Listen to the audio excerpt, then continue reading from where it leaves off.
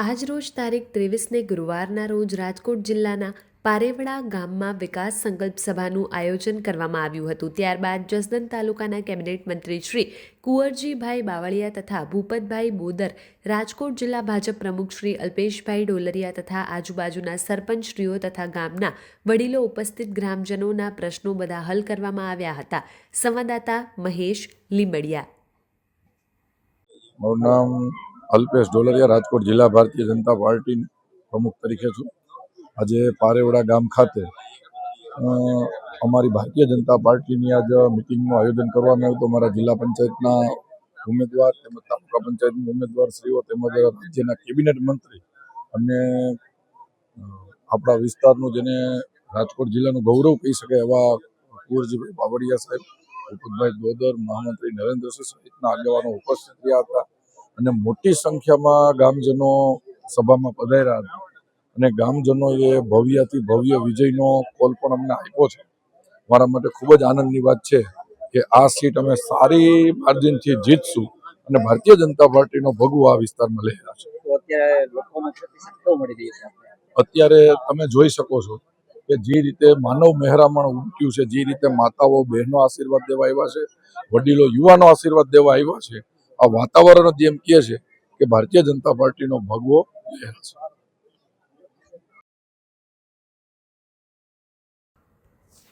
Damnagar police station વિસ્તારમાંથી ભારતીય બનાવટની વિદેશી દારૂ IMFLની કુલ બોટલ નંગ 1769 કિંમત ₹3,56,045ની હેરાફેરી કરતા એક ઇસમને વાહન સહિત કુલ ₹10,56,545ના મુદ્દામાલ સાથે પકડી પાડતી અમરેલી LCB।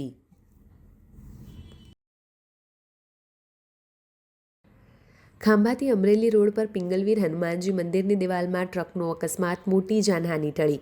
ખાંભા નજીક આવેલા પિંગલવીર હનુમાનજી મંદિરની દિવાલમાં ટ્રકનું સ્ટેરિંગ ફેલ થતાં થયો અકસ્માત। અમરેલી તરફથી આવતા ટ્રકનું સ્ટેરિંગ ફેલ થતાં ટ્રક મંદિરની દિવાલમાં ઘૂસી ગયો।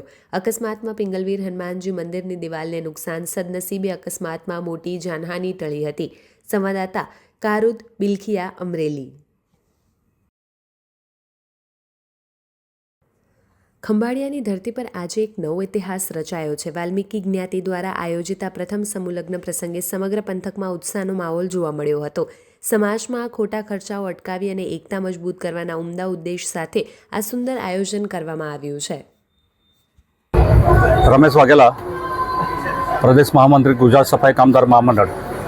આજે દેવભૂમિ દ્વારકા જિલ્લાના જામ ખંભાળિયા ખાતે સમસ્ત વાલ્મીકી સમાજ દ્વારા એક ભવ્ય રીતે સમૂહ લગ્નનું આયોજન કરવામાં આવ્યું છે। આ સમૂહ લગ્નમાં 6 જેટલા નવદંપતીઓ આજે પ્રભુતામાં પગલાં પાડશે। આ વરકન્યાઓને આશીર્વાદ આપવા માટે આજે રાજકીય, ધાર્મિક અને સેવાકીય સંસ્થાઓના આગેવાનો અત્યારે ઉપસ્થિત થવાના છે અને થોડી જ મિનિટોમાં આપણા આગેવાનો અહીંયા આ હોલની અંદર આપણી નવ દંપતીઓને આશીર્વાદ આપવામાં આવવાના છે અને ભવ્ય રીતે, શાનદાર રીતે આ જિલ્લાની અંદર પ્રથમ વખત સમૂહ લગ્નનું આયોજન કરવામાં આવી રહ્યું છે। તમે કરિયાવરમાં શું વસ્તુ આપવાના છો? કેટલું કરિયાવર આપશો? આ નવ દંપતીઓને શહેરના જુદા જુદા અને આજુબાજુના ગામોમાંથી અંદાજિત 1.25 લાખથી 1.5 લાખ સુધીનું કન્યાદાન આપવામાં આવે છે, જેમાં સોના ચાંદીના દાગીના, બ્રાન્ડેડ AC, ફ્રીજ, અનેક જાતના બ્રાન્ડેડ કંપનીના કરિયાવર દાન આપવામાં આવેલા છે દાતા તરફથી। અમદાવાદમાં હવે AI ટ્રાફિક ક્લિયર કરશે। સિગ્નલ પર ખોટી રાહ જોવામાંથી મુક્તિ મળશે। અમદાવાદના વાહન ચાલકો માટે રાહતના સમાચાર। શહેરના વ્યસ્ત જંકશનો પર હવે AI ટ્રાફિકને હેન્ડલ કરશે।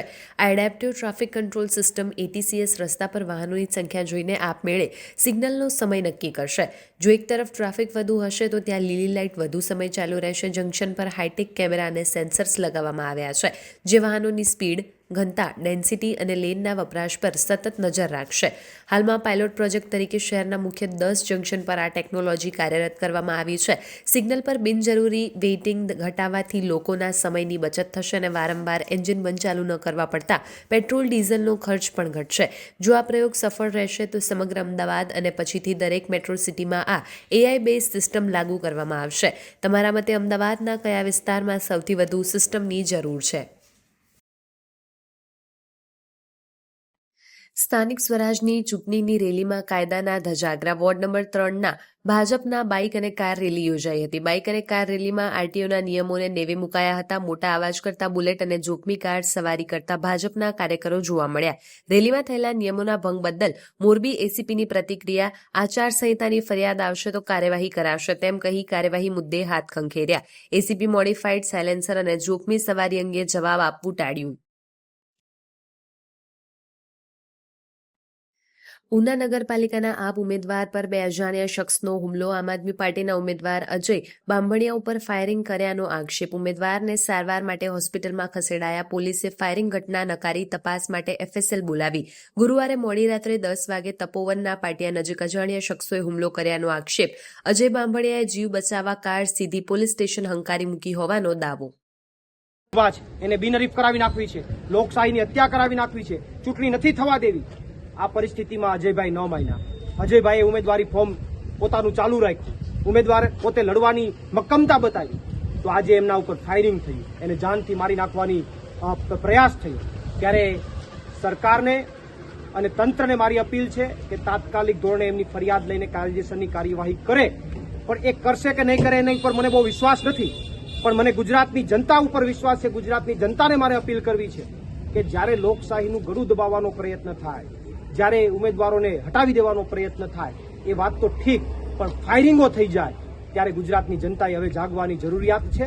અને આવનારી સ્થાનિક સ્વરાજ્યની 2 દિવસમાં જે મતદાન આવી રહ્યું છે, આ મતદાનની અંદર આ તમામ ઘટનાઓનો જડબાતોડ જવાબ આપવાની જરૂરિયાત છે. અત્યારે અજયભાઈ આવી ઘટના બન્યા પછી પણ એને એમ કીધું કે હું ચૂંટણી લડીશ, હું હટીશ નહીં, હું સાથે રહીશ. આ વાત એની મક્કમતા બતાવે છે, એની નીડરતા બતાવે છે. ત્યારે ઉનાની ધરતીના લોકોને કહેવા માંગુ છું કે એની પડખે ઉભા રહેજો, એમને મતદાન કરજો અને આ ફાયરિંગ થયું છે એનો જડબાતોડ જવાબ આપજો. આવી ગુજરાતની અંદર જે ઘટનાઓ બની છે એના પડઘા ગુજરાતમાં પડવાના છે. આમ આદમી પાર્ટી આ તમામ ઉમેદવારોની સાથે છે. તમામ ઉમેદવારો ચૂંટણી લડવાના છે. જ્યાં કંઈ પણ જરૂર પડશે ત્યાં આમ આદમી પાર્ટી કાયદાકીય લડાઈની સાથે સાથે જે કંઈ પણ કરવું પડે એ આમ આદમી પાર્ટી સંપૂર્ણ રીતે આ મુદ્દામાં કરવા તૈયાર છે. આભાર. અને ગુજરાતની જનતાને આ લાઈવના માધ્યમથી કહેવા માંગુ છું કે આખી ઘટનાને ખૂબ શાંતિપૂર્વક નિહાળી અને તમે 26 તારીખે તમે તમારો નિર્ણય કરજો. તમામ મિત્રોનો ખૂબ ખૂબ આભાર. સ્થાનિક સ્વરાજની ચૂંટણીના પ્રચારમાં જોડાયા મુખ્યમંત્રી ભૂપેન્દ્ર પટેલ. વોર્ડ નંબર 3ના સરથાણા સીમાડા ખાતેથી મુખ્યમંત્રીનો રોડ શો યોજાયો. વોર્ડ નંબર 3માં અલ્પેશ કથિરિયાના પત્ની કાવ્યા કથિરિયા છે ઉમેદવાર. પાટીદાર અને સૌરાષ્ટ્ર વિસ્તારમાં મુખ્યમંત્રીનો રોડ શો યોજવામાં આવ્યો. સૌરાષ્ટ્રવાસીઓની રીઝવવામાં મુખ્યમંત્રીની જન સમર્થન યાત્રા યોજવામાં આવી.